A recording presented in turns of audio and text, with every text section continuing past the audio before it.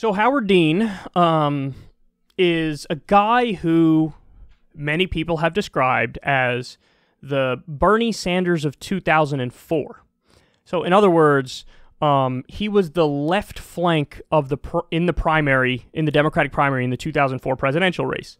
Now, remember, this was an era where George W. Bush was president. We just really started the war on terror. The war in Afghanistan started in 2001. The war in Iraq started in 2003. This is 2004. This is peak war fever. And Howard Dean famously said, "I'm from the Democratic wing of the Democratic Party." And he said that to be like, this John Kerry guy is a piece of shit who's trying to be diet Republican, who's trying to be like, I agree with George Bush on everything, I'm just smarter, so pick me. That really was the Kerry campaign philosophy. By the way, how did that work out? So, Howard Dean also had that, the famous sound he made, yeah, or as Dave Chappelle parodied it, yeah. And then the media made a big deal about that. He tanked in the polls. He ended up failing miserably. But what's not discussed as much is what happened after this race. What happened after this race is devastating. Howard Dean, who seemingly was a progressive lion and actually, again, was the Bernie Sanders of 2004, he became the most soulless, principle-less corporate shill of all time. He became a lobbyist without registering himself as a lobbyist, and he works for Big Pharma. So with that being said, with that context, take a look at what we just learned. So this is from Li Fong in The Intercept. He said, Howard Dean, the former progressive champion, is calling on President Joe Biden to reject a special intellectual property waiver that would allow low-cost generic coronavirus vaccines to be produced to meet the needs of low-income countries. Currently, a small number of companies hold the formulas for the COVID-19 vaccines, limiting distribution to many parts of the world. IP protections aren't the cause of vaccination delays, Dean claimed in a column for Barron's last month. Every drug manufacturing facility on the planet that's capable of churning out COVID-19 shots is already doing so. Creating a new medicine is a costly proposition, wrote Dean. Companies would never invest hundreds of millions in research and development if rivals could simply copy their drug formulas and create knockoffs. I'm going to respond to every point here, okay? But first of all, let me just say this. What he's advocating for is genocidal. We have the ability to make COVID vaccines, but we're not going to let other countries, developing countries, third world countries, mass produce those vaccines to give to their own population because it might cut into the profits of our pharmaceutical industry. That's what he's saying. So let's damn countries that are developing to having a raging pandemic and hundreds of thousands or millions of people dying because I'm looking out for Pfizer. That's what he's effectively saying. That's really what he's saying.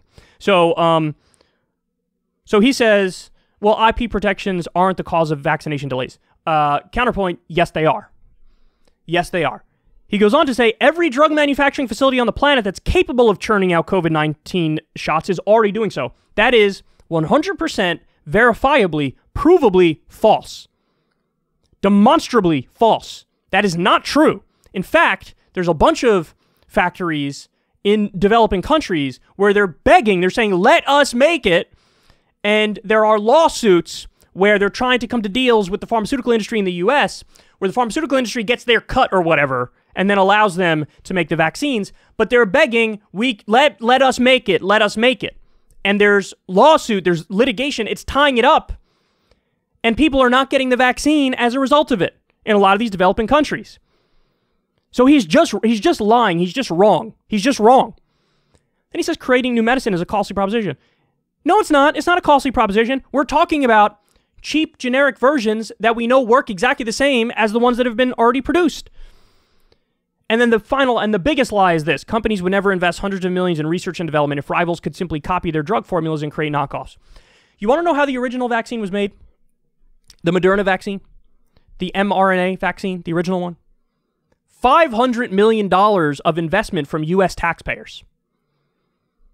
So in other words, you invested $500 million.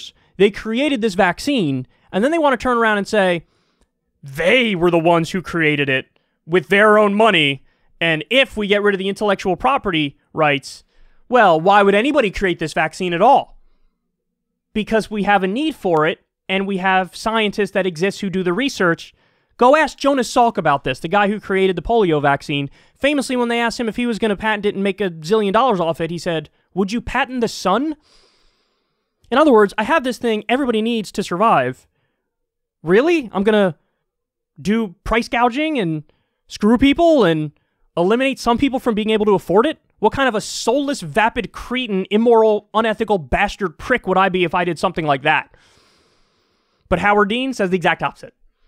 Howard Dean is like, yeah, don't let people in developing countries have it. Fuck them. The guy who was the Bernie Sanders of 2004, this guy, he should never be brought up in the same sentence, paragraph, should never be brought up at all in the conversation with Bernie Sanders, even though I did it earlier, just to illustrate the point that he's not that, really. Because look at what he's become. He's become the biggest soulless cretin on the planet, and this is what happens when you get a little taste of that big pharma money. You got nothing else going for you. You're a joke of a person. You get a little taste of that big pharma money, and you become a paid shill where you advocate for genocide. Yeah, let people die. Let hundreds of thousands or maybe millions die because we don't get the vaccine to developing countries because I want to look out for the profits of Pfizer, Moderna, or whoever.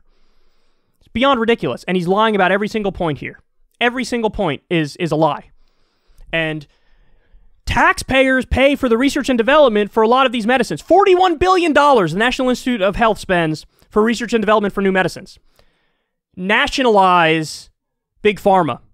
Because we do the research and development, and then they swoop in, get the rights, and then they double charge us and price gouge us on the back end. If I pay for it up front, why should I pay for it on the back end? Nationalize Big Pharma and do it right now. You've never seen a better example as to why that needs to happen.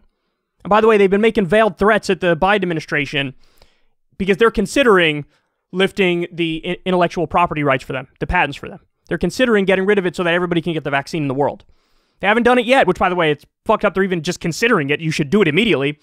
But basically, Big Pharma's like, it'd be a shame if you don't work with us in the way we want you to work with us. You know, there might be consequences to that.